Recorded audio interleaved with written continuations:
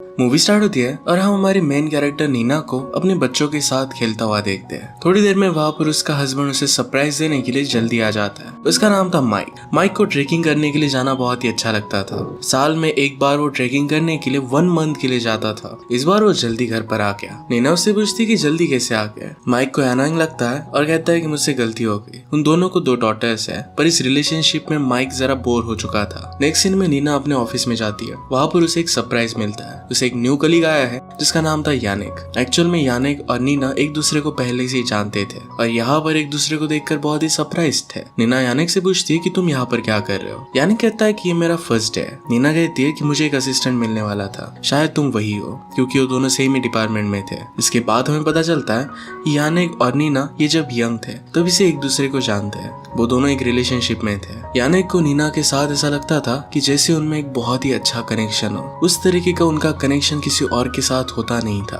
काम करते वक्त नीना की कलीग एग्ना यहाँ पर आती है। वो यानिक को देखती है और उसे बहुत पसंद आता है। वो डायरेक्टली उसे डेट के लिए पूछ रही थी, पूरी तरीके से उसे फ्लर्ट कर रही थी, पर नीना उसे कहती है कि अब हम काम कर रहे हैं, तुम्हें कन्वर्सेशन बाद में करना। नीना को उसकी मदर का कॉल आता है। आज रात उन्होंने पार्टी रखी थी क्योंकि उनकी आज एनिवर्सरी थी। उनकी शादी को 10 साल हो चुके थे। नीना इसके बारे में पूरी तरीके से भूल चुकी थी। पार्टी के लिए नीना को सब कुछ तैयारी करनी पड़ेगी और इसी वजह से वो माइक को कॉल करती है। माइक कहता है कि आज मैं बहुत ही बिजी हूँ। नीना कहती कि पहले मेरी बात तो सुन लो। वो कहती कि हमारी डॉटर्स को स्कूल से लाना है। माइक कहता है कि तुम्हारी मदर को बता दो। नीना कहती है कि अगर मैंने मदर को बताया तो मुझे बहुत ज्यादा डांटती है। इसके बाद माइक खुद ही नीना की मदर को कॉल कर देता है। माइक की एक बहुत ही इंपॉर्टेंट मीटिंग थी। उनकी कंपनी के लिए एक CEO को हायर कर रहा था। उसे कहता है कि जिस कंपनी में तुम काम कर रही हो इससे तुम्हें डबल सैलरी मिलेगी, तुम्हें हमारे साथ काम करना चाहिए। इस डील के ऊपर वो बहुत टाइम से काम कर रहा था। सब कुछ रेडी कर नीना स्कूल में जाती है। वहाँ पर उसे पता चलता है कि नीना की मदर ऑलरेडी डॉटर्स को लेकर वहाँ से चली गई। वो घर पर आती है तो उसके फादर हर जगह पर मदद कर रहे थे। उन्हें इस सिचुएशन के बारे में पता था कि नीना पर बहुत ही लोड आ रहा है। फादर कहते हैं कि रिलेशनशिप में सिर्फ एक ही पर्सन अगर बहुत ज्यादा ट्राई कर रहा होगा तो ये प्रॉब्लम आने ही वाली है। माइक को भी इसमें एफर्ट्स डालने चाहिए। नीना कहती है कि माइक मेरे साथ रहता है, ये बहुत बड़ी अचीवमेंट है। इसके बाद माइक घर पर आ जाता है। उनकी शादी को 10 साल हो चुके थे तो नीना की मदर स्पीच देती है। रात में नीना और माइक के दोनों करीब आ रहे थे।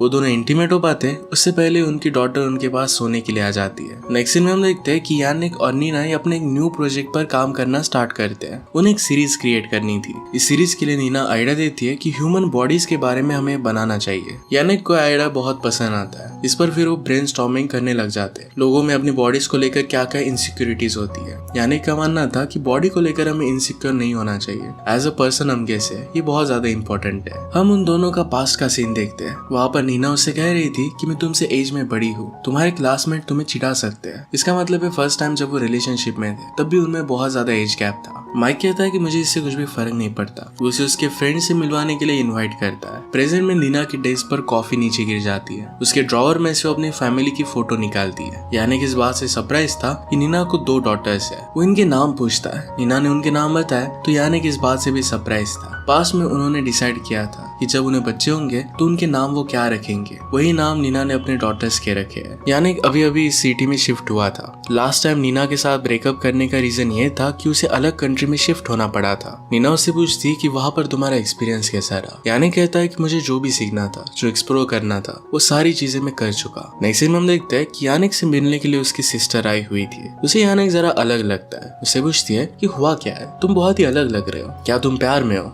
यानिक इस बात पर स्माइल कर देता है। सिस्टर उसके लिए बहुत ही एक्साइटेड थी कि वो लड़की है कौन, क्या वो ब्यूटीफुल है। यानिक कहता है कि वो बहुत ही ब्यूटीफुल है, उसकी शादी हो चुकी है और उसे डॉटर्स भी है। ये बात सिस्टर को बहुत ही अजीब लगती है। वो कहती है कि तुम किसी का घर तोड़ दोगे। यानिक कहता है कि एक बार मैं इस प्यार से भाग चुका हूँ और मैं फिर से नहीं भागना चाहता। रात में नीना यानिक से ही टेक्स्ट कर रही थी। माइक उसे बुलाने के लिए आता है और उसके लिए वाइन लाता है। वो आज सेलिब्रेट कर रहा था क्योंकि उसकी डील कंप्लीट हो चुकी। वो आज बहुत ही खुश था। नीना कहती है कि हमें फिर सेलिब्रेट करना चाहिए, कहीं पर वीकेंड के लिए जाना चाहिए। माइक कहता है कि हम जाएंगे, पर मैं सोच रहा था कि फिर से 1 मंथ के लिए मैं आइसलैंड जाकर आऊं। नीना कहती है कि तुम तो 2-3 मंथ्स के बाद जाने वाले थे। माइक कहता है कि मुझे अभी जाने की जरूरत है। नीना ने कहा कि यहाँ पर मुझ पर बहुत सारी रिस्पॉन्सिबिलिटीज है, सारी चीजें मुझे संभालनी पड़ेगी, मेरा न्यू प्रोजेक्ट आ रहा है, ये सब मैं कैसे कर पाऊंगी। माइक कहता है कि तुम सब कुछ हैंडल कर लोगे, डोंट वरी। नीना गुस्सा होकर वहां से चली जाती है। अगले दिन माइक बच्चों को अपनी मदर के पास छोड़ने के लिए जा रहा था। वो चाहता है कि नीना को जरा रिलैक्स लग सके। काम के वक्त नीना और यानिक अलग अलग जगह पर जाते हैं। वहाँ पर वो लोगों की फोटोज ले रहे थे। फोटो लेते लेते वो करीब आ जाते हैं तो नीना कहती कि हमें एक दूसरे से जरा डिस्टेंस मेंटेन रखना चाहिए। माइक अब यहाँ से जाने वाला था,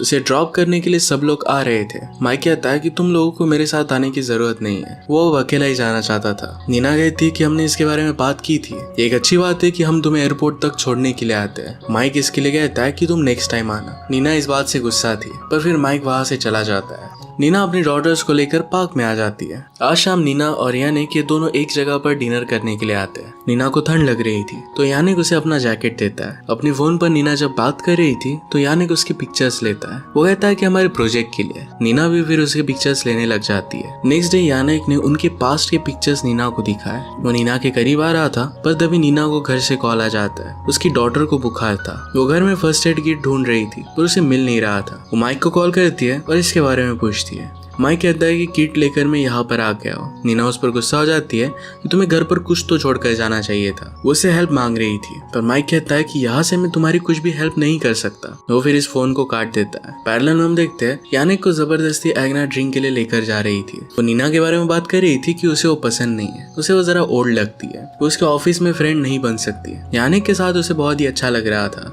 यानिक को फिर नीना को कॉल आ जाता है। उसे मेडिसिन और खाना लाने के लिए उसकी हेल्प चाहिए थी। यानिक फिर मेडिसिन लेकर तुरंत वहाँ पर आ जाता है। रात में वो वहाँ से चला गया पर एक नोट छोड़ कर गया जिसमें लिखा था कि अगर तुम्हें कभी भी जरूरत पड़े तो मुझे कॉल करना, मैं आ जाऊंगा। उसके लिए एक ब्यूटीफुल सा डिनर बनाकर हो गया था। नीना को देखकर बहुत ही अच्छा लगता है। पैरेलल में हम देखते हैं कि माइक अकेला था, उसे नीना की याद आ रही थी। अगले दिन यानिक फिर से कुछ चॉकलेट्स और कुछ मेडिसिन लेकर आता है। एक डॉक्टर को तो बहुत पसंद आता है पर जो बीमार थी उसे लगता है कि यानिक को यहाँ पर नहीं होना चाहिए।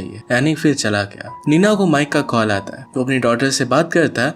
उसे पता चला कि यानिक यहाँ पर नीना की हेल्प करने के लिए आया है। वो यानिक के बारे में जानता नहीं था। वो इसके बारे में नीना से पूछता है। नीना कहती है कि यानिक मेरा एक कलीग है और उसे मैंने हेल्प के लिए बुला लिया था। माइक कहता है कि अगर तुम्हें हेल्प की जरूरत थी तो तुम्हें अपनी मदर को कॉल करना चाहिए था। इसके बाद हम देखते हैं कि नीना के घर पर उसकी मदर आ जाती है। माइक ने उन्हें कॉल कर दिया था। मदर अब माइक के आने तक यहीं पर रहने वाली थी। ऑफिस में जब नीना और यानिक लिफ्ट में थे तो दोनों एक दूसरे के करीब आ जाते हैं और किस कर लेते हैं। लिफ्ट में कोई आ जाता है और फिर नीना वहां से चली जाती है। नीना को माइक का कॉल आया। उससे पूछता है कि क्या सब कुछ ठीक है, क्या तुम मुझ पर गुस्सा हो। नीना कहती कि क्या तुमने मुझे कोई ऐसा रीजन दिया है जिससे मैं तुमसे गुस्सा हो जाऊंगी। माइक फिर फोन रख देता है। घर पर नीना की मदर जब सब कुछ साफ सफाई कर रही थी तो उसे वाइन की बोतल का ढक्कन मिलता है। वो इस बात से अपसेट हो जाती है कि यहाँ पर बच्चे बिखरा होते हैं, तुम्हें ड्रिंक नहीं करना चाहिए। नीना को उसकी मदर बहुत ही अनोइंग लगती है। नेक्स्ट सीन में अपने रिसर्च के ऊपर बात करते हुए नीना और यानिक के दोनों एक दूसरे के करीब आ जाते हैं। यानिक उसे कहता है कि आज रात तुम मेरे साथ रुक रही हो। इसके बाद वो दोनों घर पर आ वहाँ पर वो दोनों इंटीमेट हो जाते हैं। नीना कहती कि मेरी बॉडी अब बदल चुकी है, मैंने 2 बच्चों को बर्थ दिया है। यानिक कहता है कि मुझे इससे फर्क नहीं पड़ता। नेक्स्ट सीन में माइक अपनी डॉटर्स के साथ बात कर रहा था। यहाँ पर भी नीना और माइक में ज्यादा कुछ बात नहीं होती। इसके बाद हम देखते हैं कि नीना और यानिक एक रिसोर्ट पर आते हैं। वहाँ पर वो मसाज वगैरह लेते हैं, एक दूसरे के साथ बहुत ही अच्छा सा टाइम स्पेंड करते हैं। नीना माइक की कार लेकर आई थी तो यानिक कहता है कि ये कार तो बहुत ही अच्छी है, तुम इसे ऑफिस क्यों नहीं लेकर आती। नीना कहती है कि माइक की है, मेरा खुद का ऐसा कुछ नहीं है, सिर्फ मैं और मेरी डॉटर्स है। इसके बाद दोनों एक लेक के पास आए। यानिक कहता है कि ऐसा लगता है कि हमेशा यहाँ पर तुम्हारे साथ ही रहो। नीना को भी वैसा ही लग रहा था। वो पूरी दुनिया से दूर जाना चाहते थे।